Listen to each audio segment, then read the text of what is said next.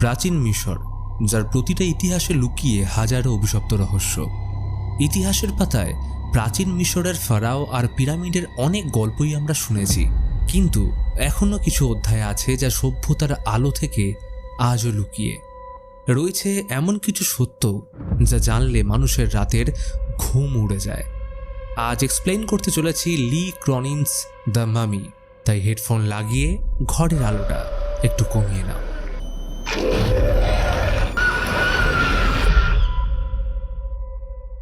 ইজিপ্টের Aswan শহরের রাস্তা দিয়ে গাড়ি নিয়ে চলেছে খলিল দম্পতি।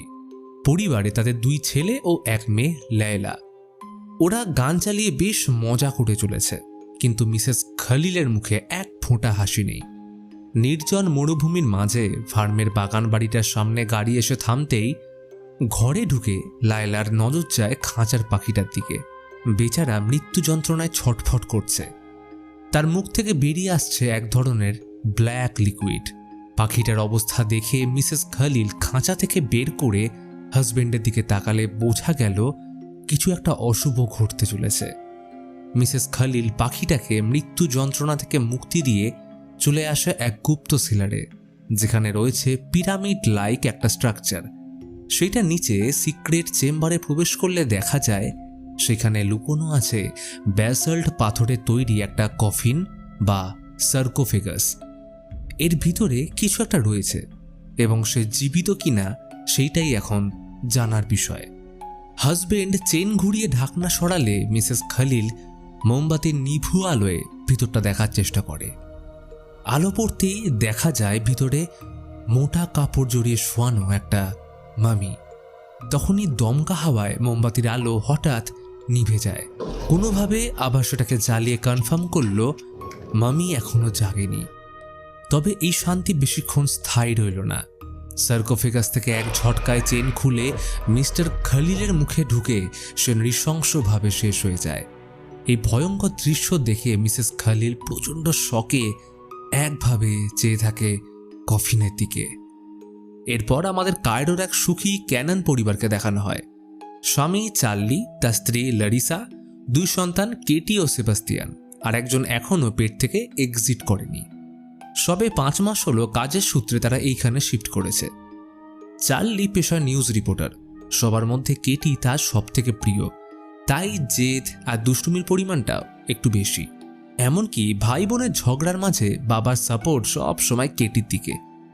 ছোট্ট কেটি মর্স কোড শিখছে, তাই বাবার সাথে মাঝের মধ্যেই এইটা নিয়ে ক্লাস চলে। আজ কাজের সূত্রে লারিসাকে অফিস যেতে হলেও চিন্তার কারণ নেই, কারণ চার্লি বাড়িতেই থাকবে। কেটির সব থেকে প্রিয় জায়গাটা হলো বাগানের সিক্রেট ডল হাউস। সেখানে আবার কারোর আসার অনুমতি নেই। তখনই চার্লির ফোন আসলো, ডাইরেক্ট ফ্রম নিউ ইয়র্ক। একটা বড় কোম্পানিতে জব অফার আছে। চার্লি শুনে খুব খুশি। এমনিতেও ফ্যামিলি মেম্বার বাড়ছে, তার উপর কায়রো ছেড়ে শিফট করলে ফিউচার নিয়ে ভাবতে হবে না। অন্যদিকে কেটির খেলার মাঝে বাগানের পিছন দিকটায় মুখ ঢাকা দিয়ে লুকিয়ে এক মহিলা তার সাথে দেখা করতে এলে একটা ক্যান্ডি দিয়ে জিজ্ঞেস করে, শুনেছি তুমি ম্যাজিক পছন্দ করো, তা দেখবে নাকি ম্যাজিক? এদিকে জব অফারের খুশির খবরটা লারিসাকে দেওয়ার সময় চার্লি খেয়াল করে কেটি তার টয় হাউসে অনেক কটা ক্যান্ডির প্যাকেট লুকিয়ে রেখেছে। যতদূর মনে পড়ছে তারা এই ক্যান্ডি কোনোদিনও কেটিকে কিনে দেয়নি। তাই সন্দেহ বাড়লে সেবাস্তিয়ানকে জিজ্ঞেস করলে জানায় বাগানের পিছনের দিকে কেটির এক বন্ধু তাকে এই ক্যান্ডি দেয়। ততক্ষণে ওই মহিলাটি ক্যান্ডির সাথে কেটিকে একটা আপেল খেতে দিয়ে মন্ত্র পড়তেই আপেল থেকে এক ধরনের পোকা কেটির মুখে ঢুকে যায়। এর পরক্ষণে সে চোখ করতে শুরু করলে এক পর্যায়ে সে অজ্ঞান হয়ে যায়। ততক্ষণে চার্লি বাগানের দিকে এসে পড়লে দেখে কেটি সেখানে নেই, কারণ পাঁচিলের জাল কেটে সেই মহিলা তাকে কিডন্যাপ করে নিয়ে পালিয়েছে। চার্লি তাকে ধরতে প্রাণপণ চেষ্টা করে, কিন্তু এক পর্যায়ে মরুঝড় শুরু হলে কেটি নিরুদ্দেশ হয়ে যায়। এর কিছুক্ষণ পর পরিস্থিতি স্বাভাবিক হতেই স্বামী স্ত্রী পৌঁছয় কায়রোর জামালেক পুলিশ স্টেশনে মিসিং রিপোর্ট করতে। তবে সিনিয়র অফিসারের কথা শুনে বোঝা গেল এখানে বাচ্চা মিসিং হলে তাদের খুঁজে পাওয়ার চান্স মাত্র 1%। তাই এইটা নিয়ে বেশি মাথা না ঘামিয়ে সিনিয়র অফিসার ডিটেকটিভ ডালিয়া জাকিকে অর্ডার করে তাদের ইগনোর করতে। ফলে বয়ান নেওয়ার সময় সিনিয়র অফিসার উল্টে তাদের উপরে সন্দেহ করে বলে যে হয়তো এরা নিজেরাই কেটিকে শেষ করে এইখানে এসে ভুয়ো গল্প ফাঁদছে। আইনের এমন নিষ্ঠুরতা দেখে চার্লি অবাক হয়ে তাদের দিকে শুধু তাকিয়ে থাকে। এই ঘটনার পর কেটে গেছে 8 বছর। কেটি এখনও নিরুদ্দেশ, তবে চার্লি নিজে থেকে যতদূর করা সম্ভব মেয়েকে খোঁজার চেষ্টা চালিয়ে যাচ্ছে, কিন্তু এখনো পর্যন্ত সবই বিফলে। পরিবার সমেত তারা নানির বাড়ি নিউ মেক্সিকো শিফট করলেও লারিসা এখনও ট্রমা থেকে সম্পূর্ণরূপে বেরিয়ে আসতে পারেনি। তার আজও মনে হয় চার্লির গাফিলতির কারণে কেটি আজ তাদের মাঝে নেই। এরই মাঝে পরিবারে এসেছে তাদের নতুন মেম্বার মড। কেটির ঘটনার প্রভাব 2 সন্তানের উপরেও পড়ছে। দুজনেই এখন ওভার প্রোটেক্টিভ, এমনকি স্কুল থেকে ইউরোপ নিয়ে যাওয়ার ট্রিপে পর্যন্ত সেবাস্তিয়ানকে তারা যেতে দিচ্ছে না। অন্যদিকে ইজিপ্টের ইস্টার্ন ডেজার্টে একটা প্রাইভেট প্লেন ক্র্যাশ করে। দুর্ঘটনায় শিকার হয় 2 জন। তবে লক্ষণীয় বিষয়, প্লেন থেকে তারা বাদেও ক্র্যাশ করেছে ব্যাসল্ট পাথরের তৈরি একটা সার্কোফেগাস। এইবার ঘটনাচক্রে সেটাকে আর্কিওলজিস্টদের কাছে নিয়ে যাওয়া হলে তারা এটা ওপেন তো করতে পারেই না, সাথে ভিতরে কি আছে দেখার জন্য এক্স-রে বা এমআরআই কোনোটাই কাজে দেয় না। অবাক করার বিষয় যে প্লেন ক্র্যাশের পরেও এটার বিন্দু মাত্র ক্ষতি হয়নি। তাই স্পেশাল পারমিশন করিয়ে যখন ক্রেন দিয়ে এর ঢাকনা খোলা হয়, তখন ভিতরে যা দেখলো সেইটা কারোরই বিশ্বাস হয় না। কারণ সার্কোফেগাসের ভিতরে ছিল একটা বাচ্চার মামি। আর্কিওলজিস্ট দ্রুত মামির আইডেন্টিফিকেশনের জন্য কাপড়ের লেয়ারগুলো ওপেন করলে দেখে প্রতিটা লেয়ারে বিশেষ ধরনের ইনস্ক্রিপশন লেখা। ইতিহাসের পাতায় নতুন আবিষ্কারের আশায় তারা মামির ছবি ক্লিক করতে ব্যস্ত হয়ে পড়লে তখনই সবাইকে চমকে দিয়ে ভিতরে থাকা মামি বেঁচে ওঠে। এবং সবথেকে আশ্চর্যের বিষয়, এই মামি আর অন্য কেউ নয়, স্বয়ং কেটি। এই ঘটনার সাথে ইজিপ্ট থেকে ডাইরেক্ট কল যায় মেক্সিকোর ক্যানন দম্পতির কাছে। তাদের কাছে এই খবর ঈশ্বরের অসীম ক্ষমতার এক নিদর্শন মনে হয়, কিন্তু তারা জানতো না তাদের জন্য আগামী সময় অপেক্ষা করছে এক ভয়ানক রহস্য। কায়রো হসপিটালের স্পেশাল কেয়ারে পৌঁছলে ডাক্তার এল সায়েদ তাদের প্রথমেই জানিয়ে দেয় যে এই মুহূর্তে আপনারা যেটা দেখতে চলেছেন তার জন্য নিজেকে সর্বোচ্চভাবে প্রস্তুত রাখুন, কেননা মেডিকেল হিস্ট্রিতে প্রথমবার এমন বিচিত্র কেস তাদের সামনে এসছে। কারণ 8 বছর সার্কোফেগাসের মধ্যে কারোর বেঁচে থাকা কোনোভাবেই সম্ভব নয়। কেটির শরীরে পুষ্টি ও পর্যাপ্ত লাইটের অভাবে স্কিন ভীষণ খারাপ হয়ে গেছে। তার মেন্টাল হেলথ এমন পর্যায়ে গেছে যে রীতিমতো হাই ডোজের ওষুধ দিয়ে তাকে শান্ত রাখতে হচ্ছে, কিন্তু অদ্ভুতভাবে সেইটাও একটা লিমিটের পর কাজ করছে না। তবে ঘটনার ভয়াবহতা এবং কেটির অবস্থা দেখে ইজিপশিয়ান আধিকারিক এই ঘটনা গোপন রাখতে চায়। অতঃপর সকল ওয়ার্নিং দিয়ে তাদের ভিতরে আনা হলে মেয়েকে 8 বছর পর দেখতেই তারা একদম অবাক হয়ে যায়। কারণ কোনো সাধারণ মানুষ যে এমন দেখতে হবে সেইটা তাদের বিশ্বাসই হচ্ছিল না। হাতে পায়ে লম্বা তীক্ষ্ণ নখ, পাতলা স্কিন, ক্ষতবিক্ষত এবং অর্ধেক বাঁকা শরীর। ডাক্তার অবাক হয়ে বলল, আরেকটা বিষয় কি জানেন, এত কিছুর পরেও কেটি যখন হঠাৎ আউট অফ কন্ট্রোল হচ্ছে তখন তার পালস রেট একদমই নর্মাল থাকছে। অর্থাৎ বাইরে থেকে দেখে তাকে যতটা অসুস্থ মনে হচ্ছে, ভিতর থেকে সে যে কোনো সাধারণ মানুষের থেকেও স্ট্রং। তাই আশা করা যাচ্ছে যত্ন এবং ভালোবাসা দিয়ে তাকে রাখতে পারলে সময়ের সাথে সুস্থ হয়ে উঠবে। হসপিটালের কাজ সেরে চার্লি সিনিয়র ডিটেকটিভ ডালিয়া জাকিরের সাথে দেখা করলে তার বক্তব্য ছিল ইজিপ্ট থেকে বিভিন্ন দেশে প্রাচীন ও রেয়ার জিনিস সাপ্লাই হয়, তাই যে কোনো বেআইনি জিনিস খুব সহজেই এগুলোর মাধ্যমে ইম্পোর্ট এক্সপোর্ট করা যায়। এখন 2-3 হাজার বছরের প্রাচীন ব্যাসল্ট পাথরের তৈরি সার্কোফেগাসের মধ্যে কেটিকে খুঁজে পাওয়া একটা দিকে নির্দেশ করছে, যা হলো পাচার চক্র। চার্লি খুব সহজে ডালিয়াকে চিনতে পারল, কারণ 8 বছর আগে সে এবং তার বস কেটির নিরুদ্দেশ হওয়ার পিছনে উল্টে তাদেরকেই দোষারোপ করেছিল। তবে ডালিয়া এইবার কেটির অপহরণকারীকে খুঁজে কঠিন সাজা দেওয়ার কথা দেয়। অবশেষে তোড়জোড় শুরু হলো কেটির বাড়ি ফেরার। নানি তার জন্য 17 বছরের জন্মদিনের কেক নিজের হাতেই রেডি করেছে, কিন্তু নাতনিকে গাড়িতে দেখে সবাই কি প্রতিক্রিয়া দেবে বুঝে পায় না। কেটির হাঁটা চলার শক্তি নেই, এখন হুইল চেয়ারটাই ভরসা। সারাক্ষণ বোবার মতো থাকে। তাকে যত্ন করে রুমে এনে শোয়ানো হলে নানি প্রেয়ার করে আমিন বলতেই কেটি আচমকা নীরবতা ভেঙে এক ঝটকায় নানির নাক ফাটিয়ে ভয়ানকভাবে চিৎকার করতে থাকে। তার অবস্থা দেখে মনে হচ্ছিল কেটি অসুস্থ কম যেন কারোর দ্বারা পজেস হয়েছে। বেগতিক দেখে ল্যারিসা কোনো রকমের সিডেটিভ দিয়ে তাকে শান্ত করতে বাধ্য করে। এত বছর পর তাদের পরিবার কমপ্লিট হয়েছে। দীর্ঘ কঠিন সময়ের অপেক্ষার পর তারা ফিরে পেয়েছে হারানো সন্তানকে, তাই সকলেই আনন্দিত। কিন্তু চার্লির যেন মন মানতে চাইছে না। সে কেটির সব রিপোর্টগুলো মন দিয়ে গোপনে স্টাডি করতে থাকে, বিশেষ করে তাকে যে ইনস্ক্রিপশন লেখা কাপড় দিয়ে মুড়ে রাখা হয়েছিল। আজ অনেকদিন পর মডের একা ঘুম আসে না। তার অদ্ভুত কারণে ভয় করছে, তাই দাদার কাছে এসে শুয়ে পড়ল। মাঝরাতে দেওয়ালের ভিতর থেকে আসা অদ্ভুত শব্দ শুনে ঘুম ভেঙে যায় ছোট্ট মডের, যেন কেউ দৌড়ে বেড়াচ্ছে। শব্দটা অবশ্য চার্লিও পেয়েছে, তাই দ্রুত কেটির রুমে আসতে দেখে ল্যারিসা একা শুয়ে এবং পাশ থেকে কেটি উধাও। দেখল ফাঁকা দেওয়ালের ভিতর যে ট্র্যাপ ডোর লাগানো আছে তার মধ্যে কেটি আক্রমণাত্মকভাবে দৌড়ে জ্যান্ত ইঁদুর ও পোকামাকড় ধরে খাচ্ছে। ল্যারিসা একদিকে ওর পিছু নিলে ট্র্যাপ ডোরের অন্য প্রান্তে এসে চার্লি ওকে ধরে ফেলে। তবে এই বিচিত্র ঘটনা চার্লির সন্দেহকে আরও বাড়িয়ে দেয়। চার্লি বাদে বাকিরা কেটির এমন অবস্থা থেকে ভাবছিল হয়তো যত্ন ভালোবাসা পেলে সময়ের সাথে নিশ্চয়ই ভালো হয়ে যাবে, কিন্তু তাদের ধারণা বেশিক্ষণ স্থায়ী হলো না।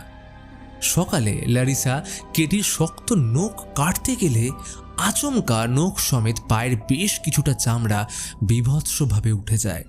অন্যদিকে চার্লি কেটির রুমে ট্র্যাপডোর লক করতে গিয়ে পচা গন্ধ পেলে কার্পেট সরাতেই দেখে সেখানে ঘন তরল জাতীয় কিছু একটা পড়ে রয়েছে এবং তাতে মাছি ভন ভন করছে। তখনই ল্যারিসাতে চিৎকার শুনে চার্লি এসে দেখে কেটি সেইখান থেকে পালিয়ে ঘরের কোণে বসে শিক দিয়ে পাগলের মতো পায়ের ক্ষতস্থানের চামড়া তুলে চলেছে। এই অবস্থায় তাকে কোনো রকমে কাবু করে ল্যারিসা ক্ষতস্থানে ব্যান্ডেজ করার সময় চার্লি প্রস্তাব দেয় তাদের উচিত কেটিকে স্পেশাল কেয়ারে পাঠানো। কিন্তু এইটা নিয়ে স্বামী স্ত্রীর মধ্যে শুরু হলো ঝগড়া, কারণ ল্যারিসার বক্তব্য এত বছর পর ফিরে আসা মেয়ের এইটুকু যত্ন নেওয়া তাদের কর্তব্য, তাই সে কোনো মতেই মেয়েকে বাড়ি ছাড়া করবে না। কিন্তু চার্লির মন বলছে কেটির সাথে বিগত 8 বছরে কিছু একটা হয়েছে যা একদমই স্বাভাবিক নয়। দুজনের মধ্যে ঝগড়া বিবাদ বাড়লে ল্যারিসা কষ্টে চিৎকার করে কেটিকে নিস্তব্ধতা ভেঙে কিছু অন্তত বলতে বললে সে উল্টে তার মুখে থুতু ছুঁড়ে দেয়।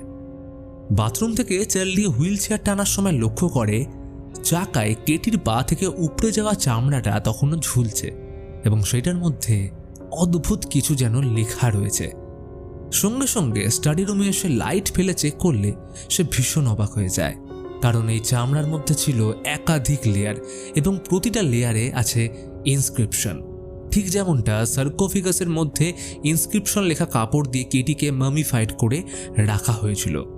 বিষয়টা সন্দেহজনক লাগলে চার্লি এগুলো ছবি তুলে পরের দিন পৌঁছে যায় আর্কিওলজিস্ট প্রফেসর মিস্টার বিক্সলারের ক্লাসে।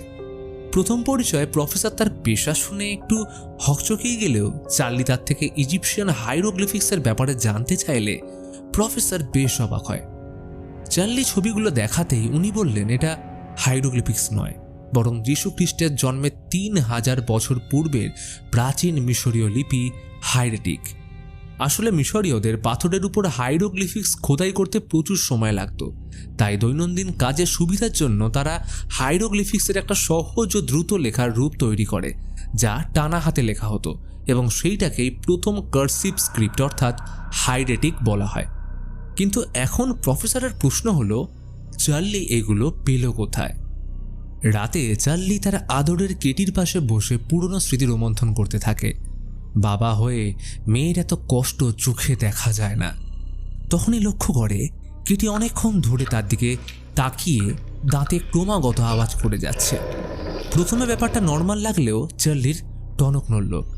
মনে পড়ে যায় কেটি ছোটবেলায় তার সাথে মর্স কোডে কথা বলা প্র্যাকটিস করত, তাই চার্লি এক প্রকার অন্ধকারে ঢিল মারার মতো দাঁতের আওয়াজ নোট ডাউন করলে রিভিল হয় এক ভয়ঙ্কর টুইস্ট, কারণ কেটি মর্স কোডে একটা নাম ক্রমাগত বলে যাচ্ছে, লায়লা।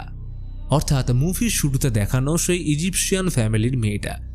কিন্তু চার্লির পক্ষে এই অচেনা লায়লা নামের মেয়েটিকে পুরো ইজিপ্টে খুঁজে বের করা মানেই খড়ের গাদায় ছুঁচ খোঁজার মতো, কারণ এইখানে লায়লা নামটা খুবই কমন। তাই সাহায্যের জন্য কল করে ডিটেকটিভ ডালিয়াকে, এবং তার সাথে কথা বলার সময় এক পর্যায়ে ডালিয়া বলে কেটি মিসিং হওয়ার পর চার্লিদের কাছে বহু লেটার এসেছিল, তাই আগে সেইগুলো চেক করে দেখুক ওর মধ্যে লায়লা নামের কেউ আছে কিনা। ডালিয়া কথাটা অবশ্য মন্দ বলেনি, তাই সময় নষ্ট না করে চেক করতে শুরু করলো 8 বছর ধরে জমে থাকা লেটার। সেই দিনের মাঝরাতে মড একা বাথরুম যেতে গেলে হঠাৎ মনে হয় রুম থেকে কেটি ওকে ডাকছে। তার সাথে ভেসে আসছে মডের পছন্দের গান। কৌতূহলী মড দরজায় কান পাতলে ভিতর থেকে কেটি বলে ওঠে, আমি এখন কথা বলতে পারছি, তাই ভাবলাম তোমার সাথে কথা বলা প্র্যাকটিস করে মাকে সারপ্রাইজ দেবো, কারণ তুমি আমার সব থেকে প্রিয় মানুষ। তুমি কি আমার সাথে কথা বলবে? মডের সন্দেহ হলে ভয় ফিরে যেতে গেলে আচমকা কেটির গলার ভয়েস চেঞ্জ হতে শুরু করে, আর তখনই বন্ধ দরজার ওই পার থেকে কেটি তাকে পজেস করে নেয়।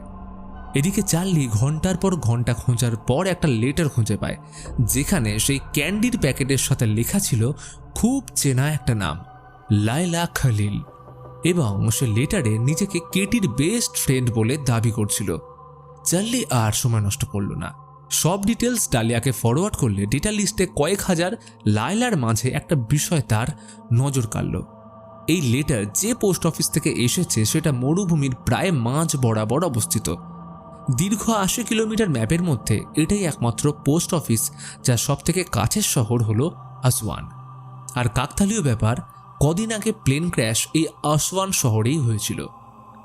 এই সূত্র ধরে আরও রিসার্চ করলে ডালিয়া রেজিস্টার্ড ডেটা থেকে আসওয়ানের বিস্তীর্ণ মরুভূমির মাঝে একটা নেকটারিনের ফার্ম খুঁজে পায়। এইটা জানা মাত্রই ডালিয়ার টনক নড়ল, কারণ ক্র্যাশ সাইটে তারা সার্কোফেগাস ছাড়াও কয়েকটা নেকটারিন পেয়েছিল। অর্থাৎ এই ফার্মের সাথে লায়লার রহস্য কোনোভাবে নিশ্চয়ই জড়িত। অন্যদিকে প্রফেসর কেটি স্কিনে লেখা হেরাটিক লিপি ডিকোড করতে পেরেছে। এইটা সাধারণত প্রাচীন ইজিপ্টে সেরিমোনিয়াল রিচুয়াল করতে ব্যবহার করা হতো। কেটি স্কিনের 7টা লেয়ারের মধ্যে একটা নাম কমন, নার্স ম্যারেনিয়ান। চার্লি প্রশ্ন করল, এই নার্স ম্যারেনিয়ান আবার কি জিনিস? প্রফেসর কিছুক্ষণ চুপ রইল, তার মুখ ফ্যাকাশে হয়ে আসে। তখন তিনি 1923 সালে কায়রোর আল আজহার ইউনিভার্সিটির প্রাচীন ইজিপশিয়ান ডিমোনোলজির উপর ইন্টারন্যাশনাল লেকচারের একটা অডিও প্লে করে। যীশুখ্রিস্টের জন্মের কয়েক হাজার বছর আগে যখন ভয় নামক শব্দের উৎপত্তি হয়নি, তখন সেই অন্ধকার যুগের একটা কুখ্যাত নাম ছিল নার্স ম্যারেনিয়ান। সে মনুষ্য জগতের ছায়ার মতো ঘুরে পিতা পুত্রের মধ্যে ঝগড়া লাগাতো, সাথে মাদের বাধ্য করত নিজের সন্তানকে দফন করতে।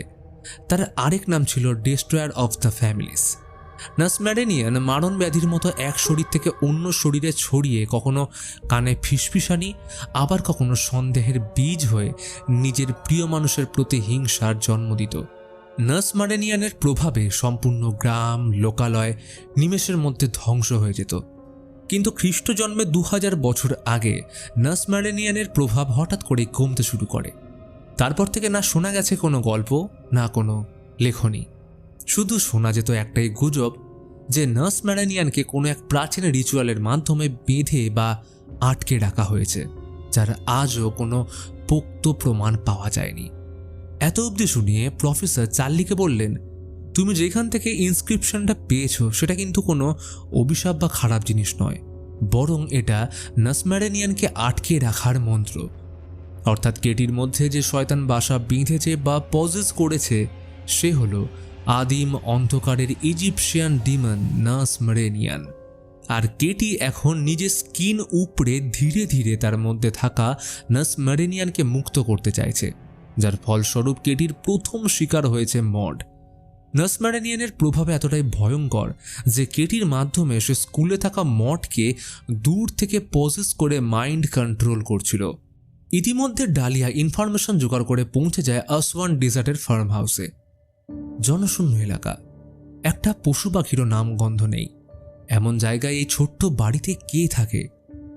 দরজা নক করে কাউকে দেখতে না পেলে পিছনের দরজা দিয়ে ভিতরে ঢুকে ডালিয়া সার্চ করলে সে পৌঁছে যায় সেই পিরামিড লাইক স্ট্রাকচারের সামনে।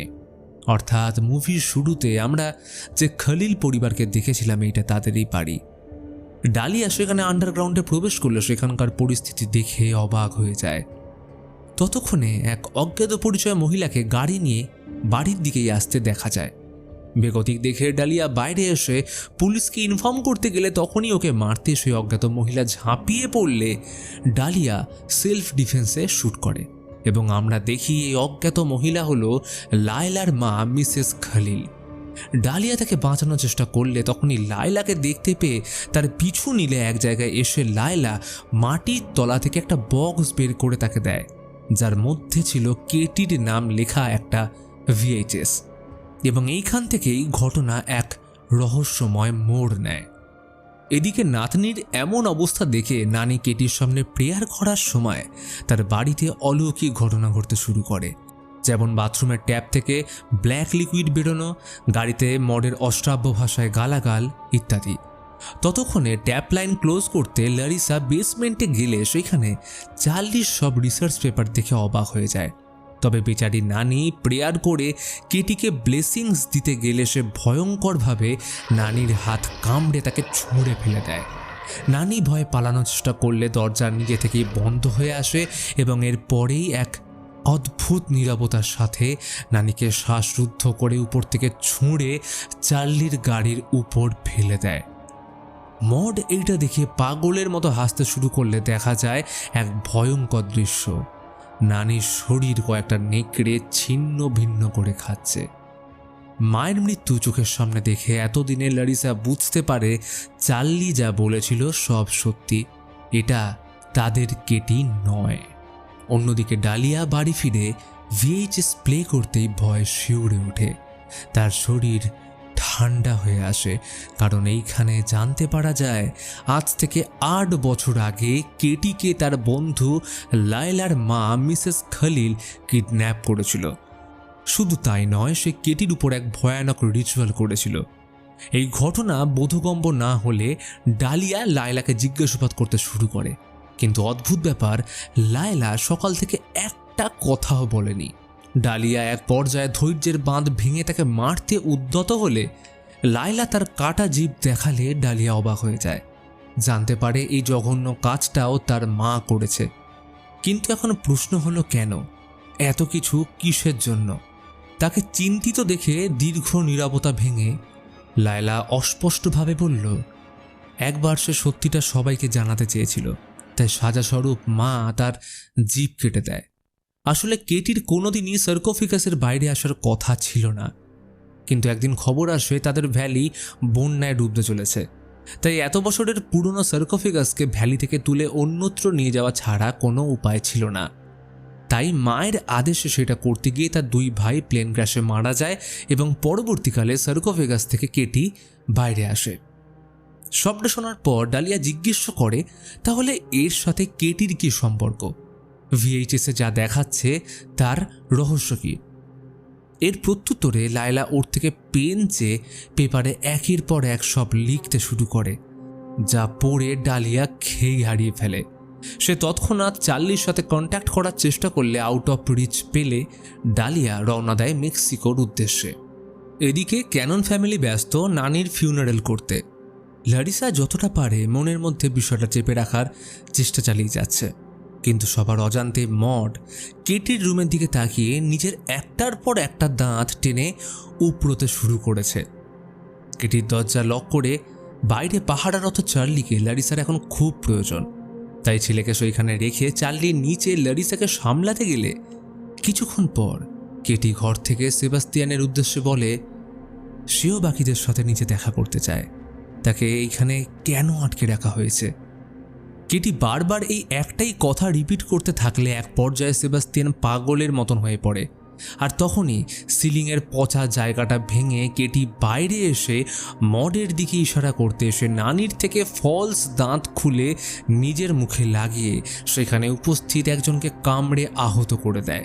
আর এই সুযোগ নিয়ে কেটি ঝাঁপিয়ে পড়ে নানির কফিনে সে নানির গলা চিরে বডি ফ্লুইড বের করে সেটাকে সবার সামনে খেতে শুরু করলে এই ভয়ানক দৃশ্য দেখে সবাই ভয় হতচকিত হয়ে পালিয়ে যায়। ফলে কোনো উপায় না থাকলে চার্লি বাধ্য হয় কেটিকে হুইল চেয়ারে বেঁধে রাখতে। কিন্তু নার্স ম্যারেনিয়ানের প্রভাব সময়ের সাথে এতটাই বেড়ে গেছে যে কেটি একসাথে সেবাস্টিয়ান আর মডকে কন্ট্রোল করতে থাকে। এই অবস্থায় লারিসা সিদ্ধান্ত নেয় যে তারা কেটিকে রেখে অনেক দূরে কোথাও পালিয়ে যাবে। আর তখনই কলিং বেল বেজে উঠল। দরজায় অপেক্ষা করছে ডালিয়া। সে হন্তদন্ত হয়ে ভিতরে এসে নিচু স্বরে বলল সে জানে বিগত 8 বছর কেটির সাথে কি হয়েছে এবং তার প্রমাণ এই VHS। এবার ভিডিও প্লে করলে দেখা যায় মিসেস খলিল বলছে প্রাচীন অন্ধকার যুগ থেকে নার্স ম্যারেনিয়ান বিশেষ সময় অন্তর ফিরে আসে এবং তার আগমনের পূর্বাভাস তারা সম্প্রতি পেয়েছে। লম্বা সময় ধরে খলিলদের পূর্বপুরুষ নার্স ম্যারেনিয়ানকে আটকে রাখার এই বিশেষ প্রথা করে আসছে। আর এখন সময় এসছে 82তম মামি রিচুয়ালের। এর ফলে তাদের পরিবার নার্স ম্যারেনিয়ানের প্রকোপ থেকে সুরক্ষিত থাকবে। অর্থাৎ মুভির শুরুতে দেখানো খলিল পরিবারের পোষ্য পাখির অলৌকিক মৃত্যু এই অশুভ শক্তির উত্থানের ইঙ্গিত ছিল। এই ভিডিও করার একটাই লক্ষ্য, যাতে আবার কয়েক দশক পর নার্স ম্যারেনিয়ানের উত্থান হলে তাদের বংশধর জানতে পারে এই অশুভ শক্তিকে কিভাবে পুরনো বডি থেকে আরেকটা নতুন বডিতে ট্রান্সফার করে পরিবারকে সুরক্ষিত রাখতে হয়।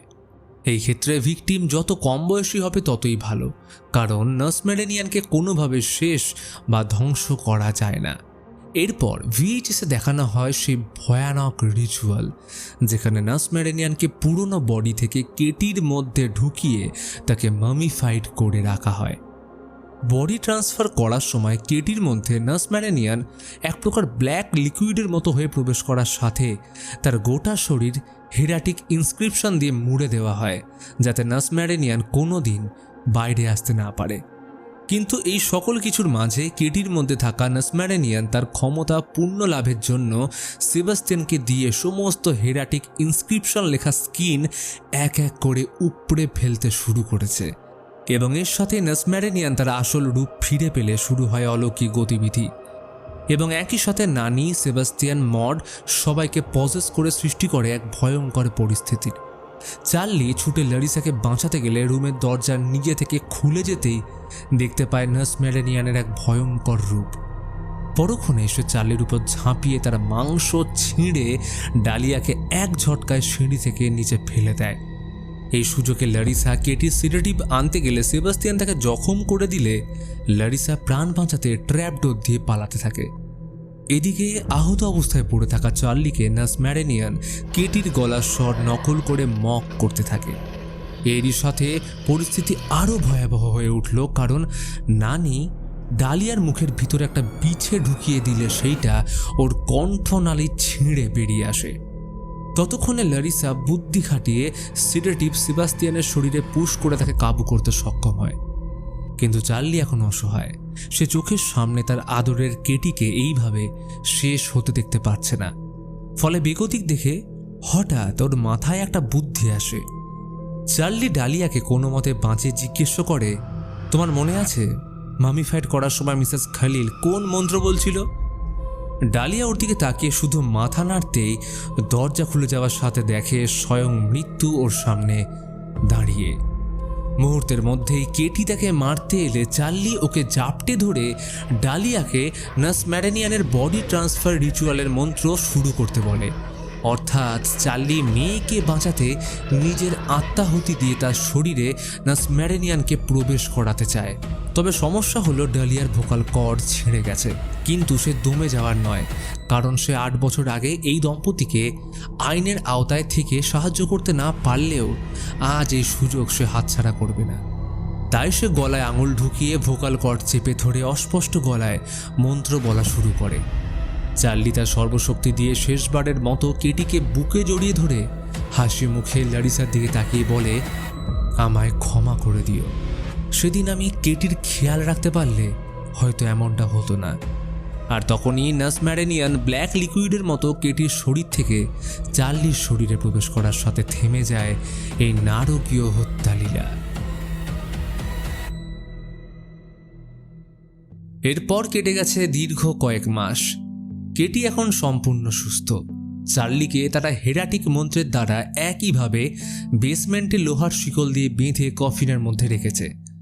কেটি প্রতিদিন মর্স কোডের মাধ্যমে তার সাথে কথা বলে। যেমন বাবা শেষ সময় অবধি তার সঙ্গ ছাড়েনি, তেমনি কেটি। বাকিরাও সময়ের সাথে সে অভিশপ্ত রাতের বিভীষিকা কাটিয়ে স্বাভাবিক জীবনে ফিরে আসার চেষ্টা করছে। এইভাবেই আরও কিছুটা সময় কেটে যাওয়ার পর হঠাৎ একদিন ডালিয়ার কাছে ল্যারিসার কল আসে এবং জানায় সে চার্লির ব্যাপারে কিছু কথা বলতে চায়। আর এইখানে আসে মুভির একটা সেরা টুইস্ট।